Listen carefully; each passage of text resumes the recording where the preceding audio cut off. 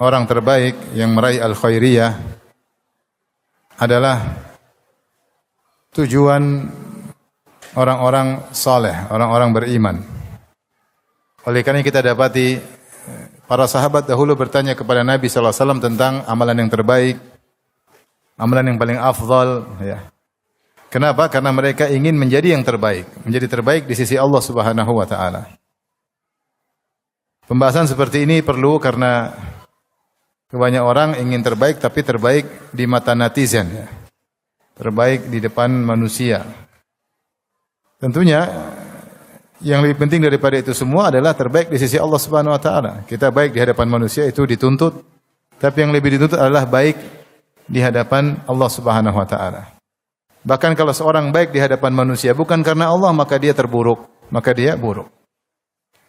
Kalaupun kita baik di hadapan orang, maka karena Allah, bukan karena riya, bukan karena sum'ah. Bukankah Rasulullah SAW mengabarkan ada mujahid yang disiksa, ada guru, ustadz yang disiksa, dan ada dermawan yang disiksa. Kenapa? Karena mereka baik di hadapan orang lain, tapi karena riya, karena ingin dipuji, karena ingin disanjung oleh manusia.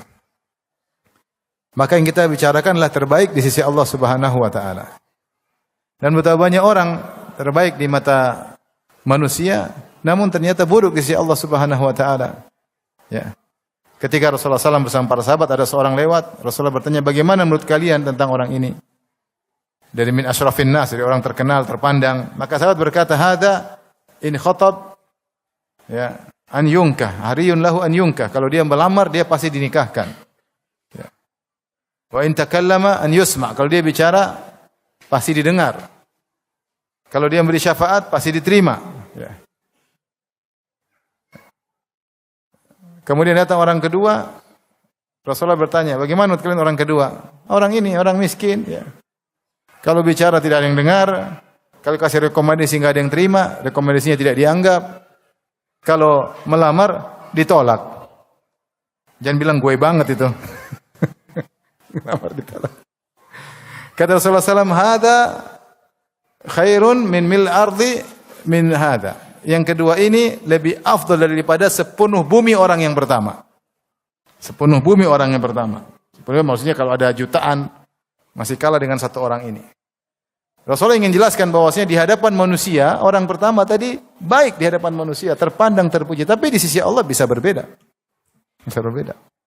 Bisa jadi seorang yang kita tidak pandang ternyata mulia di sisi Allah. Tapi dia terbaik di sisi Allah. Lihatlah Uwais Al-Qarani yang kata Rasulullah SAW, khairut tabi'in Uwais Al-Qarani. Sebaik-baik tabi'in adalah Uwais Al-Qarani. Uwais Al-Qarani tidak ada yang pandang. Bahkan dalam sebagian riwayat dituduh yang tidak-tidak. Dituduh yang tidak-tidak oleh kaumnya. Tapi ternyata dia adalah khairut tabi'in. Tabi'in yang terbaik. Kalau kita ambil zahir hadis ini, dia lebih afdal daripada Sa'id ibn al-Musayyab. Dia lebih afdal dari Hasan al-Basri. Dia lebih afdal dari Muhammad bin Sirin. Dari banyak tabi'in. Sampai Rasulullah menyuruh kalau Umar bertemu dengan dia, mintalah agar dia beristighfar untuk Umar bin Khattab radhiyallahu anhu. Dia di mata manusia tidak terpandang. Lihatlah seorang wanita yang Ibn Abbas pernah berkata kepada Atha, ala ukhbirukum bi imra'atin min ahli jannah, maukah aku kabarkan kepada engkau tentang wanita penghuni surga? Hadil mar'atus sauda atatin Nabi sallallahu alaihi wasallam. Lihat nih wanita berkulit hitam yang datang menemui Nabi sallallahu alaihi wasallam karena sakit. Dia berkata, ya Rasulullah, inni usra wa inni atakasyaf, fad'u Allah an yashfiyani. Ya Rasulullah, saya ini suka kejang-kejang. Ada yang bilang kejang-kejang karena semacam kena penyakit ayan, ada yang mengatakan kejang-kejang karena kerasukan jin, disihir. Dan dia minta kepada Nabi agar mendoakannya agar sembuh. Apa kata Nabi sallallahu alaihi wasallam? In syi'ti da'awtu laki. Kalau kau mau aku doakan engkau, maka Allah menyembuhkan engkau. Wa in syi'ti sabarti, kalau kau mau, kau sabar, walakil jannah, maka kau dapat surga. Kata dia, asbir ya Rasulullah, saya pilih bersabar. Walakin atakasyaf, fadu Allah alla atakasyaf. Tetapi berdoalah agar aku kalau terkadang sedang kejang-kejang tidak tersingkap auratku. Maka Rasulullah SAW mendoakan dia agar tidak tersingkap auratnya. Wanita kulit hitam ini kalau di pandangan masyarakat, di pandangan ibu-ibu, apalagi ibu-ibunya lagi pakai baju, pakai tas branded, ya. Kemudian lihat wanita berkulit hitam, sakit-sakitan, kejang-kejang, mungkin miskin, wanita miskin, kasihan. Kita kasihnya dia, ternyata dia di surga. Ternyata dia di surga. Makanya paling penting bagi kita adalah terbaik di sisi Allah. Terbaik manusia kita ingin dinilai baik, tapi ya bukan itu yang paling utama. Bahkan percuma kalau kita terbaik di hadapan manusia namun ternyata riya. Maka kita jadi buruk di sisi Allah Subhanahu wa taala. Baik, datang hadis-hadis menjelaskan manusia terbaik dalam banyak riwayat ya. Ada afdalul mukminin, ada khairun nas ya. Akmalul mukminin, tapi kita ingin cari lafal-lafal hadis yang datang dengan kalimat khair. Ya, tentunya banyak tapi khair yang terbaik yaitu khairiyah dari sisi Allah Subhanahu wa taala. Maka ikhwan kita fokus agar terbaik di sisi Allah. Saya masih selalu ingat kisah Nabi Musa dan Nabi Khadir, dua manusia terbaik di zamannya ketika itu. Allah berfirman, "Fantalaqa hatta idza ataya ahla qaryatin istata'ama ahlaha fa abau ayyudayyifuhuma." Hingga ketika keduanya berjalan, Nabi Khadir, manusia terbaik di zaman itu. Nabi Musa, manusia terbaik di zaman itu. Kalimullah wa kana indallahi wajiha. Nabi yang Allah ajak berbicara langsung, dia punya kedudukan di sisi Allah Subhanahu wa taala. Sangat mulia Nabi Musa.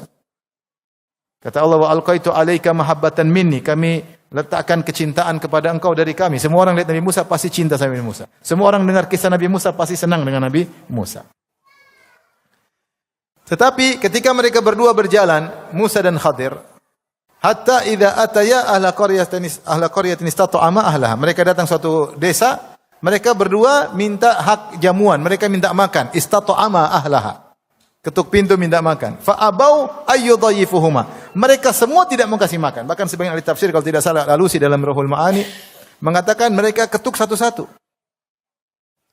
Tolak minta hak sebagai hakud dhiyafa, sebagai tamu musafir. Enggak ada yang kasih. Tidak ada yang menghormati mereka berdua. Ternyata mereka orang sangat mulia di sisi Allah. Jadi kita enggak dihormati. Ya sudahlah. Yang penting mulia di sisi Allah Subhanahu wa taala.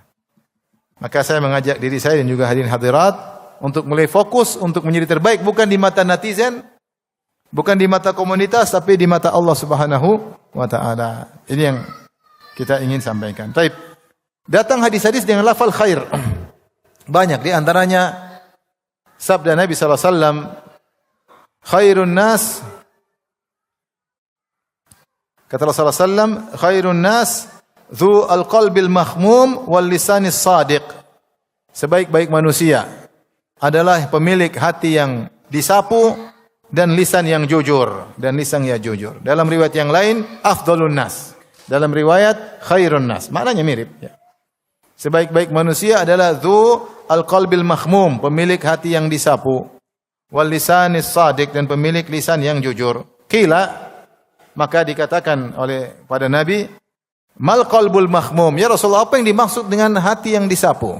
Dalam sebagian riwayat, sahabat berkata, saduqul lisan arafnahu, fama mahmumul qalbi. Ya Rasulullah, lisan yang jujur kami paham. Tapi apa maksud anda dengan sapu hati yang disapu? Rasulullah SAW berkata, huwa taqiyyun naqi, alladhi la ithma fihi wala baghya wala hasad. Yaitu hati yang bertakwa, hati yang bersih, yang tidak ada dosa di dalamnya, dan tidak ada kezaliman di dalamnya, dan tidak ada hasad di dalamnya. Ini dalil tentang salah satu sifat orang terbaik, lelaki maupun wanita, adalah pemilik dua sifat. Pertama, pemilik hati yang disapu, dan lisan yang jujur. Rasulullah mengatakan hati yang disapu, kemudian Rasulullah jelaskan itu hati yang bersih, tidak ada kotoran. Al-mahmum, takhmimul bait, maksudnya menyapu rumah. Ini isyarat dari Nabi bahwasanya hati sering kotor. Seperti rumah, kalau kita biarkan banyak debu enggak? Banyak debu. Rumah kalau tidak ditinggalin banyak debu, banyak kotoran, maka perlu disapu setiap hari. Demikian hati al-waridat, yang datang kepada hati banyak dari apa yang kita lihat, apa yang kita dengar, apa yang kita pakai. Bahkan kita pakai kalau kemewahan bisa bikin sombong. Kita tambah ilmu terkadang bisa bikin angkuh, merendahkan orang lain. Apa yang kita lihat bisa bikin kita hasad. Apa yang kita dengar bisa bikin kita jengkel. Orang kata-kata orang kita bisa dendam. Hati ini Potensi untuk kotor banyak sekali setiap hari. Dari apa yang kita lihat, apa yang kita dengar, apa yang kita bicarakan, banyak. Membaca komentar, hati banyak penyakitnya. Maka perlu dibersihkan setiap saat. Ada hasad kita lawan, ada dongkol kita lawan, dendam kita lawan, dengki kita lawan. Seperti itu. Kita tidak zalim kepada orang lain, kita tidak berkeinginan buruk bagi orang lain, tidak ada ghil, ingin orang lain dapat keburukan, tidak ada hasad, dengki sama orang lain, tidak ada. Ini hati yang bersih. Dan ini menunjukkan bahwasanya kalau ingin hati bersih, perlu perjuangan. Ingin jadi orang terbaik, lelaki terbaik, wanita terbaik, perhatikan kebersihan hati.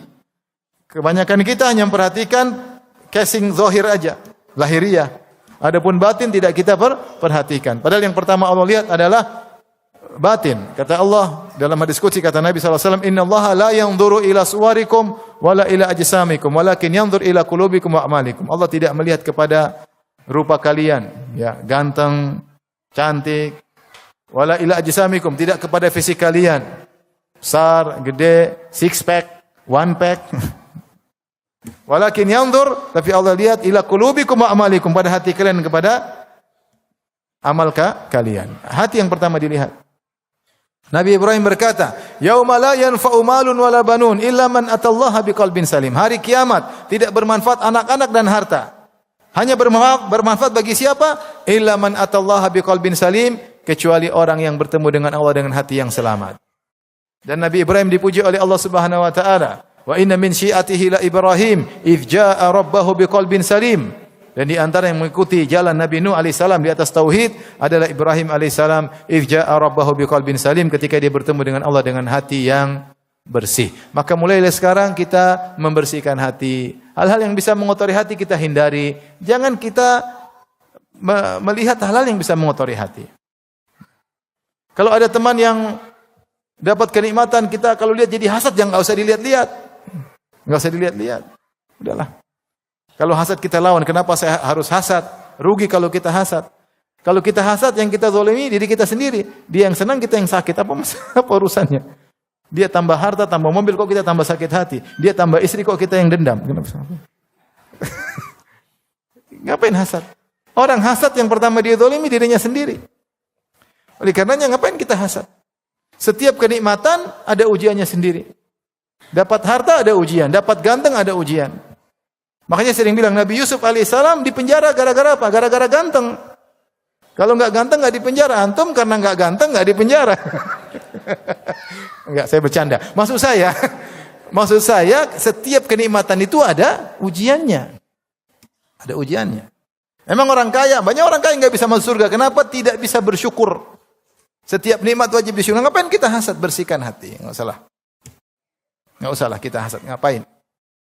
Dia semakin banyak nikmat, semakin banyak ujian. Tsumma latus'alunna yauma idzin 'anil na'im. Kemudian kalian benar-benar akan ditanya tentang nikmat yang kalian dapatkan. Semua nikmat. Misalnya di antara para dai, ada dai yang kalau ngisi mungkin rame sampai di mana, sampai orang keluar-keluar sampai ngantri. Ada yang dai yang ngisi cuma 5 orang, 7 orang. Saya punya guru ada. Dia bilang, "Firanda, ya Ustaz, kemarin Ustaz ngisi penuh masjid. Masya Allah Ustaz, jarang-jarang. Penuh angin." Jadi Ustaz saya. Mungkin kalau saya dapat pahala juga ngalir ke dia. Karena dia Ustaz yang ngajarin saya. Maksud saya, ya, orang kalau diberi syuhrah ketenaran, dia punya ujian sendiri. Emang terkenal popularitas bukan ujian. Bikin orang sombong, bikin orang angkuh. Mulai godaan harta, godaan wanita, macam-macam. Tapi kalau enggak terkenal, miskin, enggak ada godaan. Aman. Benar atau tidak? Antum yang mana? Terkenal apa yang enggak terkenal? Kalau wanita, cantik enggak cantik? Kalau cantik, potensi. Pingin pamer kecantikan, mungkin jadi artis. Jadi artis, main film, aurat yang terbuka. Kalau enggak cantik, enggak bisa jadi artis. Enggak bisa. Mau masuk film mana? Film flora dan fauna. Jadi ngapain kita hasad? Kita bersihkan hati, enggak usah hasad. Masing-masing ada ujiannya. Dia dapat. Dan antum kira kalau orang kaya berarti dia selalu bahagia? Enggak ya ikhwan. Benar ini benar. saya punya teman-teman orang kaya, mereka punya ujian sendiri-sendiri. Jangan lihat kepada apa yang Allah berikan kepadanya. Kau tidak tahu apa yang Allah ambil darinya. Cuma enggak kelihatan aja. Oleh karena apa yang antum jalani, jangan hasad, antum menikmati syukur yang antum dapatkan.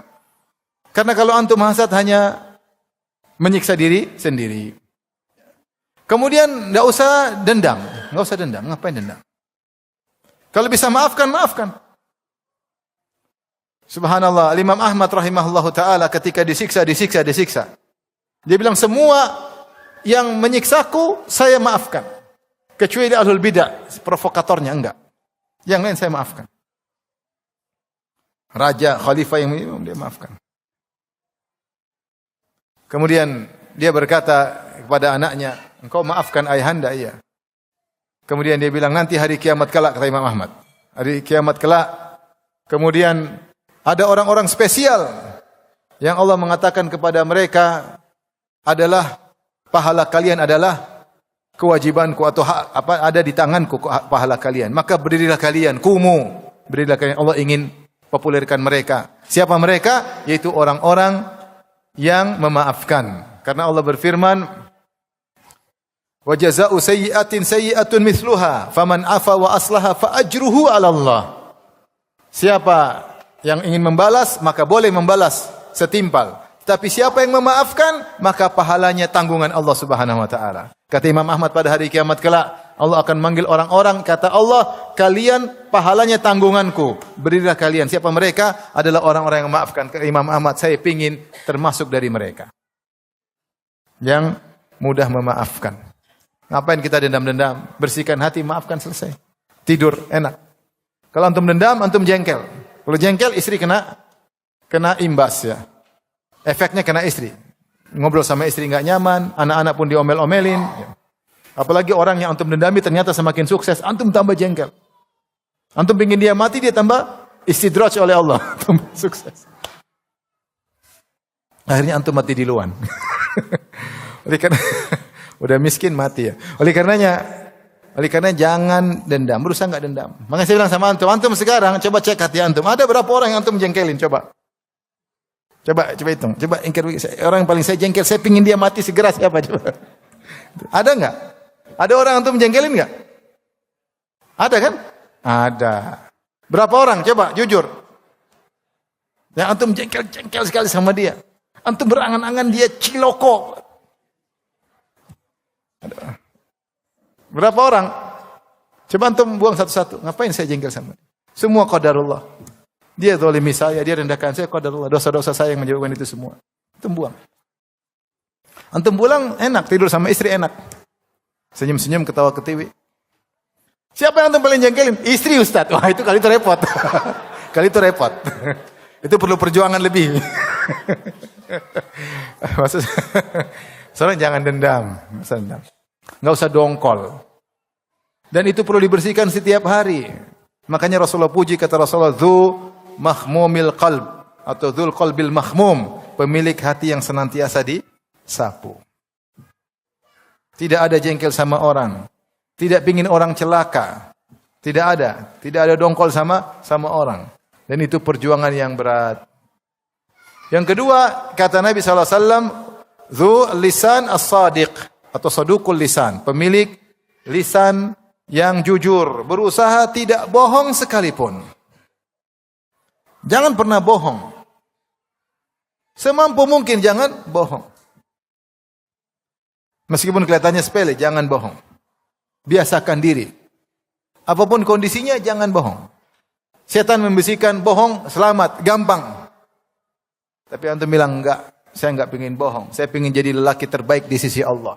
Tidak bohong. Ibu-ibu juga demikian, jangan bohong. Apapun resikonya jangan bohong, jujur aja.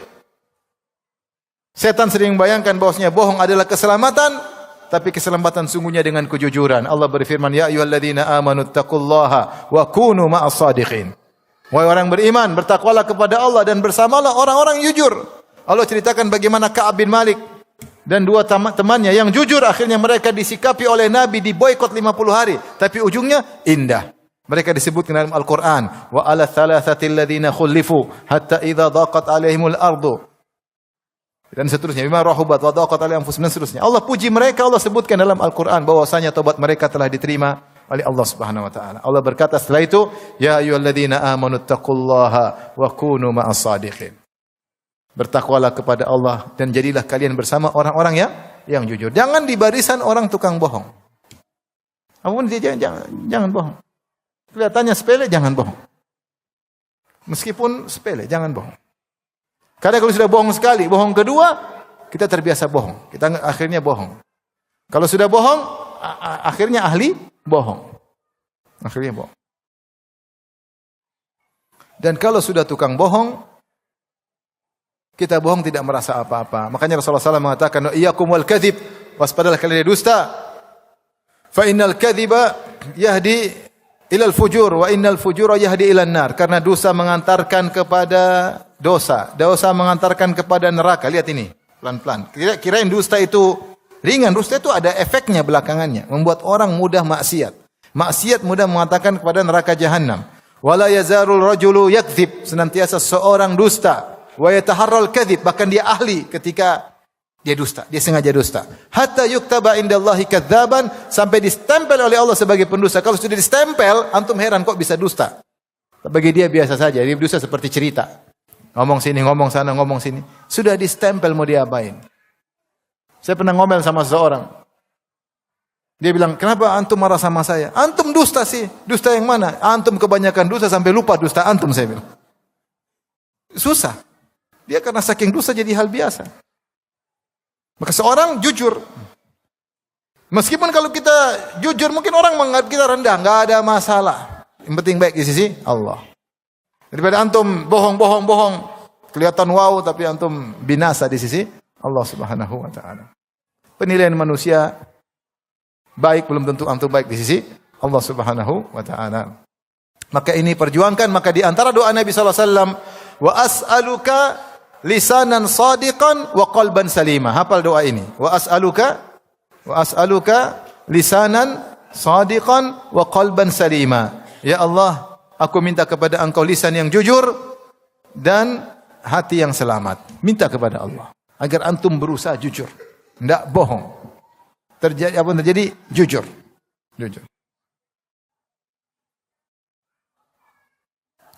Baik, ini salah satu dari lelaki terbaik di sisi Allah.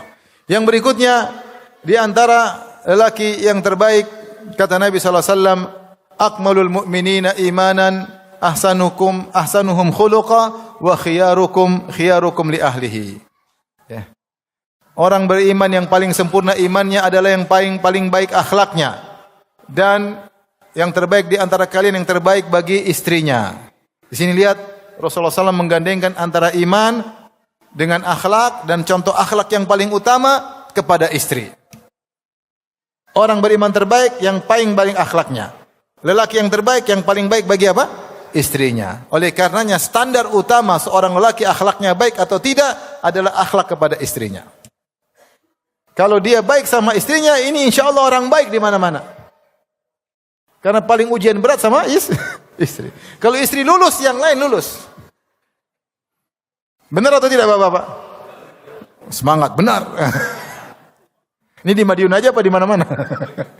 Mau saya, kenapa Rasulullah SAW menjadikan bahwasanya standar keimanan yang terbaik, akhlak terbaik adalah keterbaikan seorang suami kepada istrinya? Seperti Rasulullah SAW bersabda, khairukum li ahlihi. Sebaik-baik kalian. Di sisi siapa? Sisi Allah. Adalah yang terbaik bagi istrinya. Wa ana khairukum li ahli, dan aku suami yang terbaik. Aku adalah suami yang terbaik. Jika antum ingin masuk surga dengan cepat, jadilah terbaik bagi keluarga, bagi istri dan anak-anak. Karena antum meraih keterbaikan di sisi Allah. Mau cari pahala jauh-jauh, ngurusin anak yatim, ngurusin janda muda, janda tua, istri tidak diurus. Ya, ada pintu surga di rumah. Sabar dengan istri, baik sama istri. Perhatian sama istri, perhatian sama anak-anak, pintu surga terbuka. Terbaik di sisi Allah Subhanahu wa taala. Nah, pertanyaan, kenapa Rasulullah menjadikan standar terbaik, iman terbaik, akhlak terbaik bagi istri? Karena tadi apa? Yang paling berat.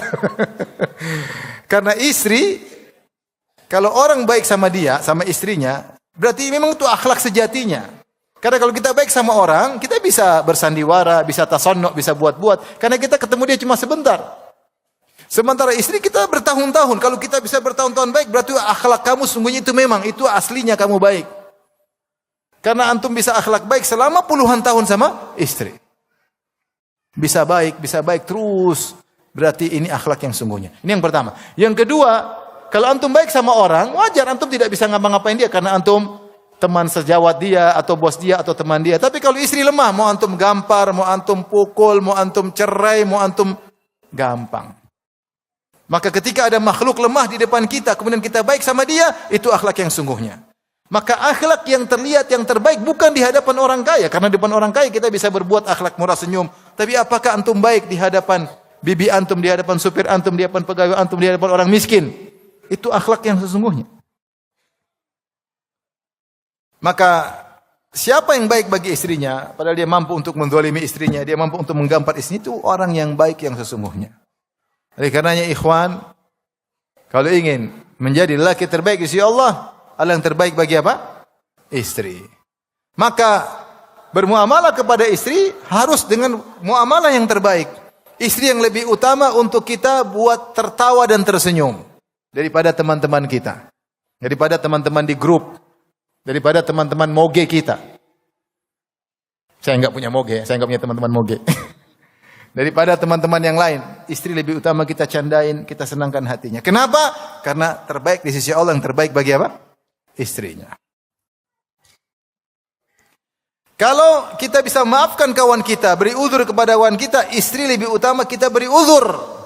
Kenapa? Karena istri bengkok. Yang bilang bengkok siapa? Rasulullah sallallahu alaihi wasallam. Rasulullah SAW mengatakan, innal mar'ata khuliqat min dhila, wa inna a'waja syai'in fi dhila a'lahu, wa in dhahabta tuqimuhu kasartahu. Sungguhnya wanita diciptakan dari tulang rusuk. Itu ibunda Hawa diciptakan dari tulang rusuk Adam. Dan asal penciptaan memiliki pengaruh. Seperti malaikat diciptakan dari cahaya sehingga bersih. Jin diciptakan dari nyala api yang kemudian sombong berkobar-kobar. Manusia diciptakan dari tanah. Dan Adam diciptakan dari adimil ard, dari kumpulan tanah dengan berbagai macam model. Ada model tanah keras, tanah lembut, tanah hitam, tanah putih. Sehingga akhirnya ketika punya anak, keluarlah tekstur tanah tersebut pada anak-anaknya. Ada yang keras, ada yang lembut, ada yang warna kulitnya ini, ada yang warna kulitnya itu, macam-macam. Jadi Allah menciptakan dengan asal dan asalnya punya pengaruh. Di antaranya Hawa diciptakan dari tulang rusuk. Dan tulang rusuk kata Nabi SAW, bengkok. Ada gak tulang rusuk yang lurus? Semuanya bengkok. Tapi jangan salah paham, ada yang bilang, waduh, kalau dia pas ronsen, kok tulang saya rusuk, saya lengkap. Berarti nggak ada jodoh. Kalau ada jodoh, ada hilang satu. Kalau hilang dua, berarti jodohnya dua. Itu nggak benar itu. Ini kita bicara tentang asal muasal penciptaan Hawa. Yang selanjutnya ya biasa-biasa aja. Tapi ketika Rasulullah menceritakan tentang asal muasal, maka asal itu penciptaannya punya pengaruh kepada yang diciptakan tadi. Karena Allah menciptakan Hawa dari tulang rusuk Adam, maka ada kebengkokan. Maka Rasulullah ingatkan, innal mar'ata khuliqat min dhila. Bahwasanya wanita diciptakan dari tulang rusuk. Wa inna awaja syai'in fi dhila a'lahu, dan yang paling bengkok tulang rusuk bagian atas, karena tulang rusuk kan begini, semakin ke atas semakin apa? Bengkok. Semakin bengkok. Dan ada yang menafsirkan, kata Rasulullah yang paling bengkok bagian atas. Ada yang menafsirkan lisannya. Perempuan lisannya paling bengkok. Tidak bisa lurus terus bengkok. Ngomel, tidak bersyukur. Ya. Apalagi bapak-bapak? Bawel katanya. Enggak semua, tapi banyak. Enggak semua. Ada yang diem, meneng, nerimo. Tapi bisu. Jadi yang paling berat lisannya, baru sabar. Rasulullah ceritakan kita sabar, kita menjadi terbaik, ujiannya berat. Meraih keterbaikan ujian berat. Maka sabar dengan wanita. Sabar dengan wanita. Ya. Istamta' biha wa biha awaj. Kalau kau ingin bersenang-senang dengan dia, silakan bersenang-senang, tetapi kebengkokannya tetap menyertainya. Wa in dhahabta tuqimu, kalau kau ingin luruskan patah, enggak bisa. Perempuan enggak bisa. Jangan kita bergaul dengan bersikap seperti laki-laki. Dikasih tahu sekali ngerti. Wanita terkadang berulang-ulang. Namanya juga bengkok. Jangan bilang dasar bengkok. Jangan. Enggak. Rasulullah bilang dia berasal dari tulang rusuk yang bengkok bukan untuk dihina, tapi untuk diberi uzur. Maka saya bilang kalau kita beri uzur kepada orang lain, istri kita lebih utama untuk kita kasih uzur. Namanya juga perempuan. Kalau pergi ke mall enggak pulang-pulang, bingung lihat ini. Ya perempuan. Kalau kita ngapain? Listrik belum bayar ngapain? Udah pulang. Tapi wanita beda, dia punya kesenangan beda, dia lihat berbeda, sering lupa, dikasih tahu ini, terkadang mendahulukan perasaan daripada logikanya. Tetapi Allah ciptakan mereka karena ada keperluan, di mana perasaan mendahului logika untuk ngurus anak, kasih sayang. Itu Allah. Begitulah wanita. Kesempurnaannya dalam kebengkokannya. Oleh karenanya, ikhwan, kalau ingin terbaik, jadilah terbaik bagi istri. Malik sekarang kalau pulang dari sini, mulai ngobrol sama istri, ketawa ketiwi sama istri, belikan emas. Ya. Kalau punya uang masih sedikit, beli anting satu dulu. Anting beli bulan depan, satunya bulan depan. Duit buat apa ya, ikhwan? Duit datang dan pergi. Duit buat istri dan anak-anak. Duit buat siapa? Istri dan anak-anak. Taib. Ikhwan dan akhwat yang dirahmati Allah Subhanahu wa taala. Jadi ini khusus buat para ikhwan untuk menjadi lelaki yang terbaik, si Allah yang terbaik bagi suaminya. Dan sebaliknya wanita juga demikian. Kalau ingin terbaik di sisi Allah, jadi terbaik bagi suaminya. Rasulullah bertemu dengan seorang wanita, Rasulullah SAW bertanya, "Adzatu ba'lin anti?" Kau punya suami? Kata wanita tersebut, punya ya Rasulullah. "Kaifa anti minhu?" Bagaimana sikapmu terhadapnya? Kata dia, "La alu bihi juhdan illa ma la astati'."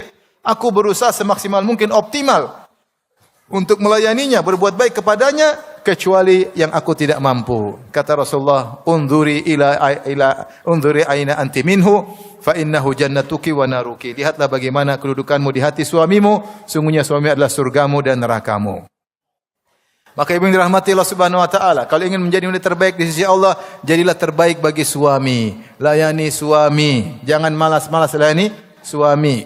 Bikin senang hati suami. Kalau suami datang, sambut dengan gembira. Kalau suami sebelum datang, bersih-bersih. Ketemu suami dalam kondisi wangi dan harum. Rasulullah SAW ketika sahabat mau masuk kota Madinah, kata Rasulullah SAW, "Amhilu, tunda dulu, jangan dulu masuk kota Madinah. Hatta tamtashita asyaitha wa tastahiddal mughibah." Agar wanita yang semerawut rambutnya bisa sempat bersisir, dan wanita yang belum sempat mencukur bulu kemaluannya sempat mencukur bulu kemaluannya. Itu agar mereka bersiap-siap menyambut para suami mereka. Jadi sambutlah suami dengan senang, dengan gembira. Suami datang gembira, abi cium tangannya, seakan-akan penantiannya ditunggu-tunggu. Itu wanita yang soleha, yang buat suami rindu untuk pulang selalu. Tapi kalau suaminya pulang, ngapain pulang cepat mas? Pening suaminya. Mau pergi kita antar pergi, pulang kita sambut. Sebelum suami datang mandi, seger, datang kita peluk, kita ajak ngobrol, "Gimana mas?" Sambil dipijit-pijit. Masya Allah. Ini wanita terbaik di sisi Allah Subhanahu wa taala. Percuma wanita dikasih jempol sama teman-temannya. Masya Allah, wanita baik, suka bagi-bagi sedekah, panitia pengajian, ketua panitia pengajian. Tapi sama suami ngaco. Sama suami ngaco. Pernah ada seorang nangis depan saya, "Ustaz, istri saya begini. Saya datangi, dia enggak mau didatangi lagi. Ustaz, dia gini, dia ambil harta saya." Saya bilang, "Pak, susah Pak." Nangis dia.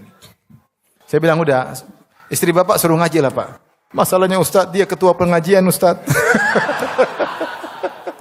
Oh, ternyata ada yang rajin ngaji tapi rajin membantah juga ada. Ini fenomena, tentunya 1-2 ekor aja ya. Kebanyakan insya Allah kalau ngaji ada pengaruh. Ngaji pengaruh.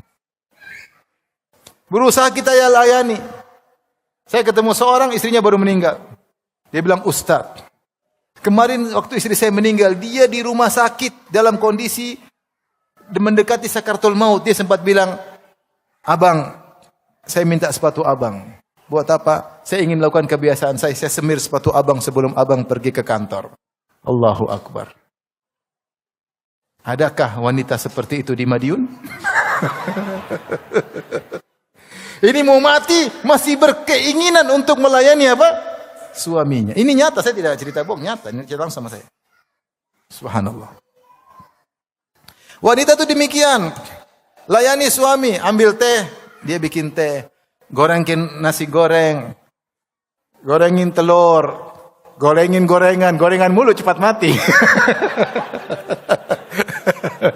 Bikin rebusan juga, jangan gorengan, rebusan ini rebus. Sayang mas, ini mas sehat, mas kolesterol, sekarang sudah begini. Sayang sama suami. Ingin hidup bersama supaya kita bisa meraih surga. Seperti itu, hidup nyaman. Suami pingin pulang ke rumah, istri rindu suami pulang. Seperti itu. Kalau kita kaya pun kita yang melayani. Boleh bibi yang potong bawang tapi kita yang goreng. Kita yang menghidangkan depan suami. Jangan sedikit-sedikit, bibi, nasi goreng bapak. Ya bu. Bibi, koper bapak. Ya bu. Ini bibi soleha. Bukan istri soleha. Istri semakin melayani suami, semakin berpahala. Apa kata Nabi SAW kepada Fatimah ketika Fatimah letih dan kerja? Dia ngurusin Ali bin Abi Thalib. Dia nyapu-nyapu rumah. Hatta iktabarrat siyabuha, sampai pakaiannya penuh dengan debu. Dia yang menggiling gandum sampai tangannya ngapalan. Tangannya Fatimah wanita. Tangan sampai ngapalan. Kemudian dia yang membakar rotinya sampai yu'athir fi wajhiha, sampai wajahnya ta'athara wajuha, sampai wajahnya kena bekas-bekas panas api. Kemudian dia memikul air hatta atharat fi unuqiha, sampai memberi bekas di leher beliau Fatimah radhiyallahu anha. Ketika dia minta budak pembantu dari ayahnya, ayahnya tidak kasih. Rasulullah ingin ajarin Fatimah agar zuhud dan bekerja untuk suaminya. Rasulullah SAW berkata, "Ya Fatimah, isbiri, wahai Fatimah bersabarlah. Inna khairan nisa allati nafa'at ahlaha." Sebaik-baik wanita yang bermanfaat bagi keluarganya. Kau kerja semua pahala. Setiap debu yang kau bersihkan dapat pahala. Setiap roti yang kau masak dapat pahala. Setiap kangkung yang ibu tumis dapat pahala. Benar atau tidak? Rasulullah berkata, sebaik-baik wanita yang bermanfaat bagi keluarganya. Maka ini jadi perhatian kita, suami istri. Agar kita bahagia di dunia sebelum bahagia di akhirat. Jangan seorang istri kemudian membangkang, bikin pusing suaminya. Ya suami sabar, istri juga berusaha melayani. Taib, ini adalah wanita terbaik dan itu adalah lelaki terbaik. Taib. Di antara lelaki terbaik atau manusia terbaik, kata Nabi SAW, khairun nas man tala umruhu wa hasuna amaluhu. Wa syarrun nas man tala umruhu wa syarra amaluhu. Ya. Sebaik-baik manusia yang panjang umurnya dan baik amalnya. Dan seburuk-buruk manusia yang panjang umurnya dan buruk amalnya. Sebaik-baik manusia yang panjang umurnya dan baik amalnya. Sebaliknya seburuk-buruk manusia yang panjang umurnya namun buruk amalnya. Ini dalil bahwasanya seorang berusaha untuk hidup sehat agar umurnya bisa panjang. Dengan memakan makanan yang sehat. Dengan olahraga untuk menjaga kesehatannya. Berusaha menjaga diri agar dia bisa panjang umur. Karena setiap waktu yang kita lewati, kalau karena Allah, pahala terus mengalir. Dan semakin banyak pahala, deposit pahala semakin tinggi di sisi Allah Subhanahu wa taala. Memang benar Allah yang lebih tahu kita hidup atau meninggal, tetapi kita berusaha karena Nabi bersabda demikian, agar kita panjang umur. Agar kita panjang umur, ya. Oleh karenanya dalam hadis yang masyhur tentang kisah dua orang yang masuk Islam. Dua-duanya berhijrah ke kota Madinah. Sama-sama masuk Islam. Yang satu lebih semangat daripada yang kedua. Maka yang pertama, maksudnya Islamnya pertama sama-sama, berarti mulai start nolnya sama. Ya. Maka start nol pahalanya sama, yang satu lebih semangat, saking semangatnya kemudian dia berjihad fisabilillah, kemudian mati syahid. Luar biasa. Yang kedua kurang semangat, tapi dia panjang umur, tahun berikutnya baru dia meninggal dunia. Maka seorang sahabat melihat dalam mimpinya bahwasanya dia di hadapan surga, tahu-tahu keluar orang yang kedua. Dia duluan masuk surga daripada orang yang pertama. Maka sahabat ini bingung. Ketika dia bangun, dia cerita, kok bisa yang kedua duluan masuk surga daripada yang pertama? Akhirnya sampailah kabar kepada Nabi SAW Maka Rasulullah berkata, "Mimma ta'jabun?" Kenapa kalian heran? Bukankah yang kedua ini meninggal tahun kemudian? Ya. Fa adraka Ramadhana fasamahu? Bukankah dia mendapati bulan Ramadan kemudian dia berpuasa sementara temannya sudah meninggal dunia? Bukankah berapa banyak yang dia solatin, berapa rakaat bertambah lebih daripada temannya? Maka yang kedua lebih afdal daripada yang pertama. Kenapa? Dia diberi kesempatan umur setahun. Dalam setahun itu dia bisa optimal dengan berbagai macam amal soleh. Ya ikhwan, kita ni kalau panjang umur beriman, tetap kita untung. Pasti kita bermaksiat, pasti namanya manusia. Tapi kalau orang beriman, maksiat dia bertobat. Ataupun kalau dia tidak bertobat, hitungannya kan maksiat sekali maksiat hitung 1, amal soleh hitung berapa? 10 minimal. Bisa jadi 70, bisa jadi 700. Jadi kalau secara hitungan masih mending kita hidup. Kecuali kita maksiatnya kebangetan. Kalau sekali-sekali tetap nggak boleh. So, maksudnya kalau kita hidup kita secara umum beriman, pasti kita diuntungkan. Kenapa? Karena perhitungan Allah seperti itu. Maksiat kalau satu maksiat dihitung 1, kalau pahala minimal 10. Atau 70 kali atau 700 atau lebih daripada itu. Oleh karenanya kenapa kita ingin cepat mati? Oleh karenanya seorang ingin jadi terbaik panjang umurnya dan kuat ibadahnya. Saya pernah zaman dahulu saya masih kuliah, saya lihat ada seorang kakek. Dia jalan menuju Masjid Nabawi pakai tongkat. Udah jalan tunduk. Subhanallah, saya naik mobil, saya ajak naik orang Afghanistan di Madinah. Saya ngobrol. Saya kalau nggak salah dia ngaku umurnya 120, wallahu alam. Dia ngaku. Saya berapa? Karena tua sekali. Sambil jalan menuju Masjid Nabawi. Dan itu jalan mungkin masih 2,5 kilo. Kebetulan saya lewat, kemudian saya ajak. Saya tanya, kakek umur sekian berapa? Oh, kakek istrinya ada? Ada, 4. Masya Allah. Semua dibaki katanya. Semua dibaki. Semua dibaki katanya. Subhanallah. Bayangkan sudah umur sekian semangat ke Masjid Nabawi. Ini luar biasa. Ini wali, ini wali. Sementara ada yang sudah umur tua-tua masih nonton film Korea. Na'udzubillah min dzalik. Masih hobi nonton Netflix. Film ini, film anu, film ini, film anu. Box office, apalagi. Masih hobi dengar musik-musik. Panjang umur tapi buat maksiat, buat apa? Pingin terbaik, panjang umur tapi beramal soleh. Kalau kita beriman, kita yang diuntungkan. Bayangkan tadi, dia gara-gara setahun aja bisa beda antara dia dengan yang pertama. Padahal pertama mati syahid. Padahal mati syahid yang pertama. Yang kedua meninggal normal. Tapi selama setahun, ternyata dia puasa, ternyata dia sholat, ternyata mungkin dia sedekah, ternyata dia berzikir. Banyak yang dia dapatkan. Maka, nasihat buat saya pribadi dan ikhwan, ajal di tangan Allah Subhanahu Wa Taala. Tetapi kita tidak tahu kapan kita meninggal dunia. Maka hendaknya kita berusaha untuk sehat, makan sehat, ya.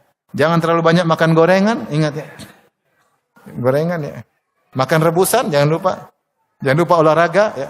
Biar badan apa? Sehat. Tidur yang cepat, jangan suka begadang. Agar kita bisa bangun malam. Rubah cara hidup kita. Tidur jangan malam-malam. Jam 9 udah tidur, tapi jangan bangun 9 pagi. 9 tidur, jam 10 tidur, bangun sebelum subuh salat, zikir pagi petang. Adapun ujian hidup menimpa siapa saja. Miskin, kaya, terkenal, enggak terkenal, pejabat, rakyat jelata, semua diuji. Semuanya menangis, enggak ada yang tidak menangis. Ustadz, enggak ustadz, semuanya juga menangis. Tapi kalau antum beriman, antum bahagia. Jangan bilang saya mau bahagia kalau tidak ada masalah. Mustahil. Tapi kita orang beriman, bagaimana dalam masalah, problem, kita masih bisa bahagia. Itu yang kita inginkan. Demikian saja.